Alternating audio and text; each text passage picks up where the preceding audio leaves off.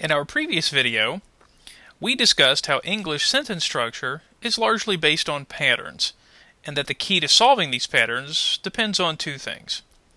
First, thinking about how these ideas are connected, and specifically to identify where these patterns begin and end. Now, the types of connectors we focused on in the previous video were prepositions, coordinating connectors, and then today we're going to be focusing on subordinating connectors.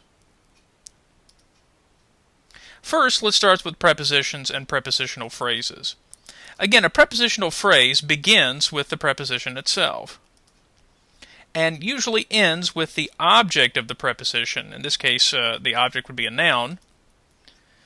And an important rule that we discussed in our Intro to Grammar series is that prepositions always need an object. So in this case, whenever we see a preposition, it's almost likely that you're going to see an object following it.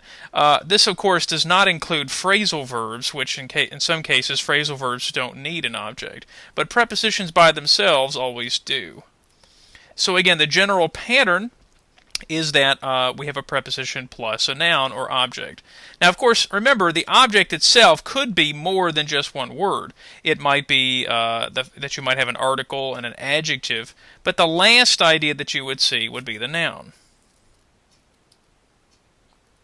When we discussed coordinating connectors, we looked at these particular types of connectors. First off, coordinate conjunctions focus on word or words connected to each other. So, for example, I like Coke, but not Pepsi. So in this case, we were connecting the words Coke and Pepsi together. We could also connect phrases. I need to go to the grocery, visit the dentist, and get the laundry. So in this case, the particular list begins with to the grocery, visit the dentist, and get the laundry, and is helping to connect all those ideas. Of course, it's also possible to use coordinating conjunctions with independent clauses, when you have two independent clauses connected to each other. So, for example, she doesn't want to go, but she knows that she has to. This is, of course, just one example, but essentially you could separate these into two separate sentences. My friend wants to go to the library, so we need to wait for a few minutes. So in this case, again, you could easily divide these into two sentences, but you've decided to connect them with a coordinating conjunction. Conjunctive adverbs, on the other hand, connect independent clauses, but use so with an adverb instead of a connecting word, a conjunction, for example. So in this case, colors can have different meanings. For example, white is the color of weddings in some cultures and of funerals in others. So in this case, the word for example is serving as the connector. The pattern itself, of course, is that the clause is at the beginning, and there's a clause that follows. Now, we did mention previously that the semicolon is what also is part of the idea. It helps to separate the two ideas, and generally the conjunctive adverb would be followed by a comma. Another type is focusing on the correlative conjunction. And a correlative conjunction is also known as a paired conjunction, generally when you have two words kind of working together. In one example, you could use it to connect words. So, for example, they couldn't decide whether to live with their parents or to rent an apartment. And notice the subject is the same, but you are connecting two different parts of the sentence. So in this case, whether and or would be considered the paired conjunctions there. It also works with an independent clause idea. Of course, it's a little more difficult to express in a pattern, but the idea here is that the first part would go with the first clause, and that the second part would usually go with the second clause. So the test was not only difficult, but it was also extremely long. So in this case, you're connecting two different clauses together, independent clauses, but using these kind of correlative conjunctions that kind of function together. Now, this is an idea that we discussed in the Intro to Grammar series, so I think it's probably worth repeating here, that we need to distinguish between sentences that have just one independent clause versus sentences that might have more than one. So again, a sentence that has only one complete clause, one independent or sometimes known as a main clause, this is what's called a simple sentence. However, when you do have two or more complete independent or main clauses, if they're joined together by a coordinating connector, this would be called a compound sentence. Now in this next section we're going to learn about a third kind of sentence, which is called a complex sentence. And this uses the subordinating connector we talked about at the beginning.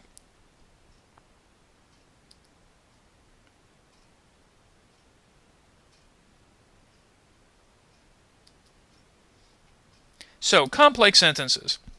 As we said at the top, complex sentences use these subordinating connectors, but they create a different kind of clause relationship. Now, this is important to remember. Complex sentences might contain several different clauses, but the key here is that they contain at least one subordinating connector, which means that they connect a dependent clause to the independent or main clause. So in this case, we need to think of subordinating connectors as connecting dependent clauses to that main idea. The key, of course, is figuring out how exactly do each of these different kinds of connectors work. Now, dependent clauses, they do add another predicate. So again, you will see another clause being introduced, but they cannot form a main or independent clause, and we'll see why in just a moment. So instead, the best way to think about these dependent clauses is that they function not as independent ideas, but actually as other parts of speech. And the three that we're going to be looking at are noun clauses, adjective clauses, and adverb clauses. Now, as we discussed in the previous video, certainly the connecting idea is one way to help identify, and that's not going to change here with this video. So again, one way to identify a dependent clause is to look for that subordinating connector. Now, there are many, many subordinating connectors in English. So certainly if you learn all of them, that is going to be one effective way to recognize at least the beginning of the clause. However, another thing to think about is the location of the clause. Remember, these are functioning as parts of speech. So you can find these clauses in the same general locations that you would find nouns and adjectives and adverbs. Of course, there are just a few changes that you'll have to notice along the way.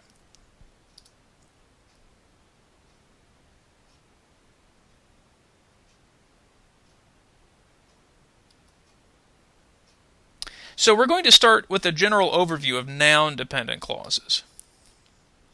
Noun-dependent clauses generally can go in places where nouns go, but especially in these two places. One place that we often don't think about with noun-dependent clauses is the subject. You will notice in this case that the noun clause itself is actually the subject of the independent clause. So notice this example. What you said is very important. Well, what is the connector, and what you said is the dependent clause. Is the main verb of the sentence. Now you say, well, wait a minute, here's a verb here with the word said. But again, that is the verb that belongs to the dependent clause. So this particular predicate situation is not part of the independent idea, it's actually part of the dependent idea. Another common place is where you can find it as the object of the predicate in the independent clause. So again, notice the independent clause is, I don't know. But remember, this particular situation could have an object. So notice how this particular clause functions. I don't know if you have time. If is, again, a subordinating connector, and it's connecting to this new clause, but this clause is not the main clause. Certainly you couldn't use it by yourself, it wouldn't make sense. So in this case, it's functioning as if it were the object of what we don't know. What do you know? What do we not know? Well, if we have time. So again, this is representing an idea, a pattern.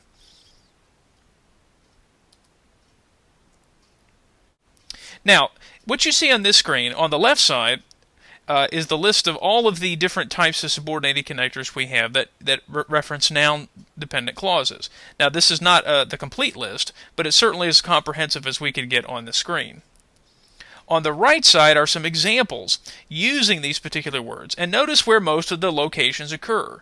Either after a verb, in which case they're functioning as the object, so like in this example, do you believe that there is life in outer space?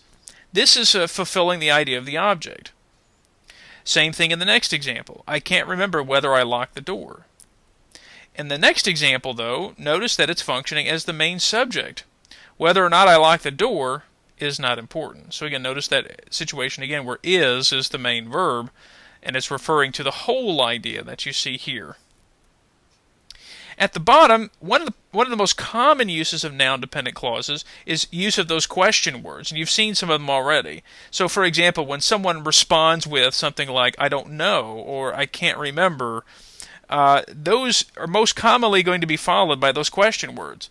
Well, as we see here, these are not questions, but this is someone, kind of stating what they do know or what they don't know, or who or whatever. So again, notice in this last example, I don't know how much you overheard. This might be likely a response to a question. Someone might ask you, what did you overhear? How much? And someone would say, I don't know how much the person overheard. So notice that many times when people are using question words, one way that'll help you is to think about, well, does it sound like a question? Does the intonation go up at the end, or does it go down? So in this case, if you listen to it, I don't know how much you overheard. You can kind of hear that my voice trails off a little bit, goes down a little bit. So in this case, we can recognize it's not a question, it's most likely a response. The second type of dependent clause we're going to look at is the adjective dependent clause. Now, adjective dependent clauses generally go almost anywhere an adjective can be found, and they, of course, remember, their main purpose is to modify nouns. But here's where you can typically find them. So, for example, you can find them after the subject of the independent clause. Now, of course, this is one of those differences with a regular adjective. So notice in this case, the adjective clause, unlike a regular adjective, goes after the noun it describes. You couldn't put it before, it would be too confusing. Now, one way to help you understand how they connect is to think about how the particular subject of the main clause connects to the verb of the independent clause. So, for example, people, and then people who live. So notice the subject in this case, in both situations, people shouldn't throw stones, but then you also have people who live. So in this case, this main subject is the subject of both the main clause, but it's also the subject of the dependent clause. So that's one way that you can identify an adjective clause, is to ask yourself, well, is there a subject here in the dependent clause?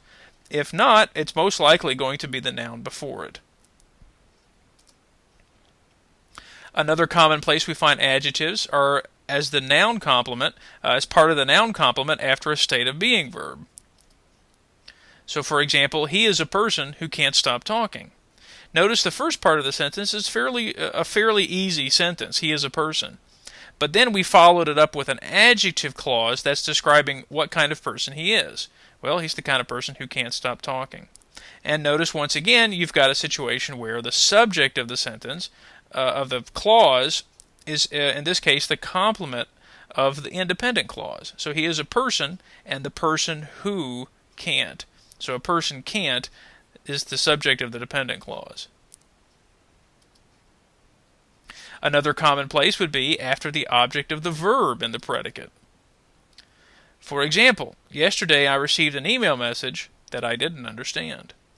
So again, notice that the connection here is connecting the word message to what we didn't understand. Now, this one looks a little unusual, a little different from the previous ones, because in this case there is a different subject here. So it's not always true that the adjective clause will be sharing the object or subject of the independent clause. But in this case, it's redefining what kind of message it is. It's not just any message, it's one I didn't understand.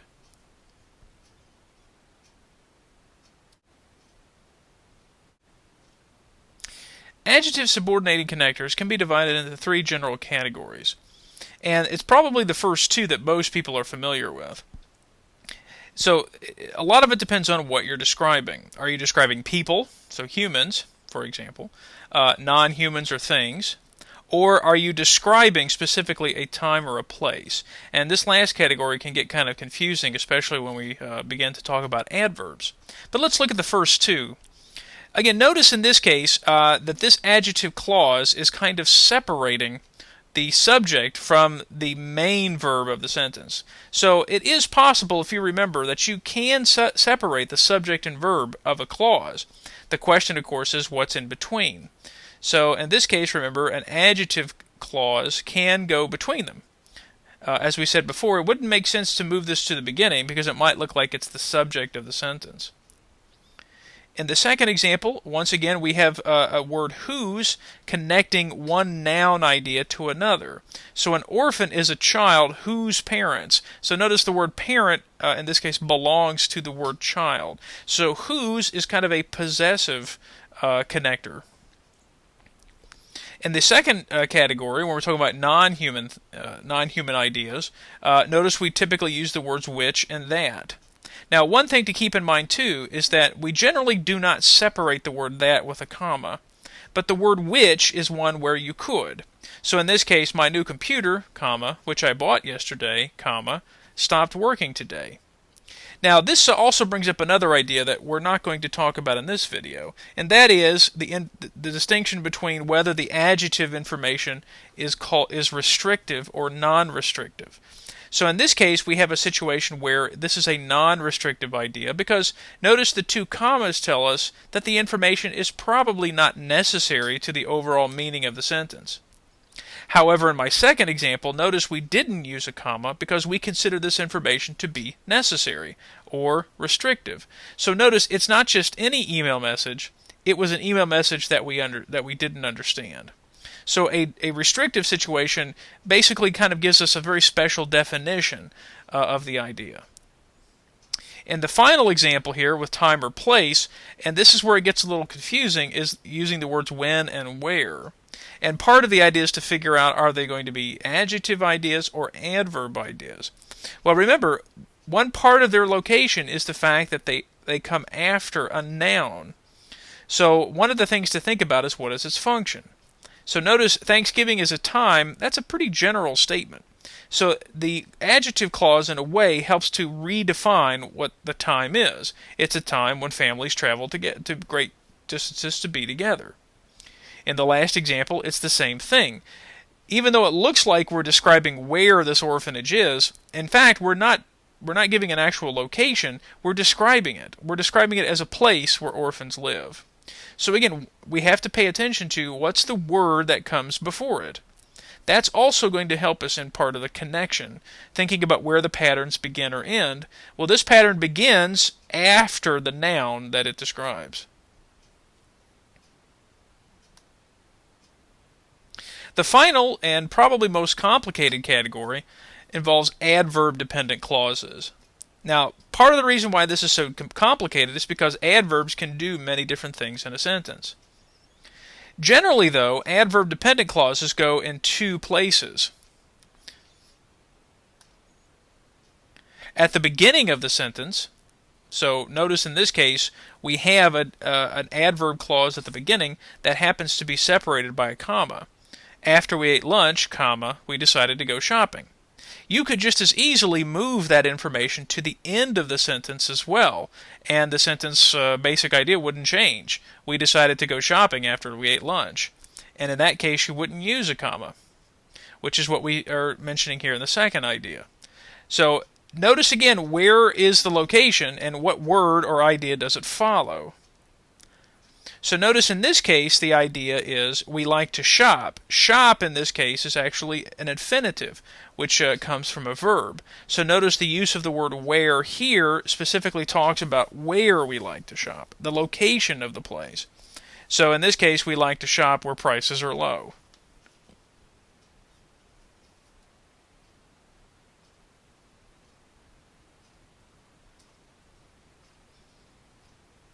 Now, there are far too many subordinating connectors for adverbs here to list in our video. So I've just focused on perhaps maybe the top 6 uses of adverbs that we have in language.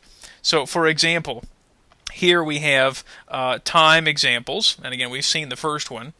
Notice the second one is I haven't locked myself out of the house, and then it gives us a particular time when the last time it happened.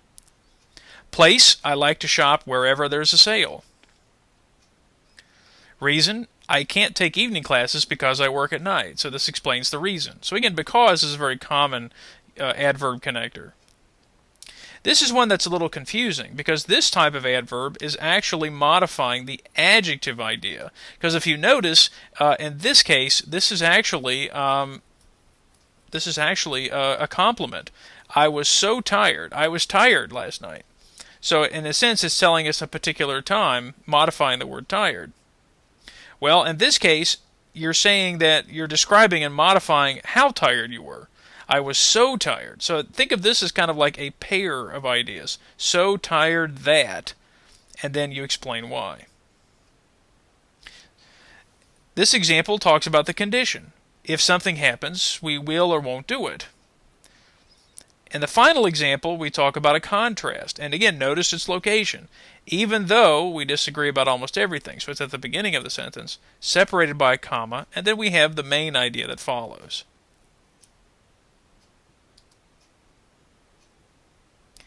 At the bottom of the screen, I've listed a few helpful links that give a more comprehensive listing of subordinating connectors and these dependent clause ideas we've been talking about in this video.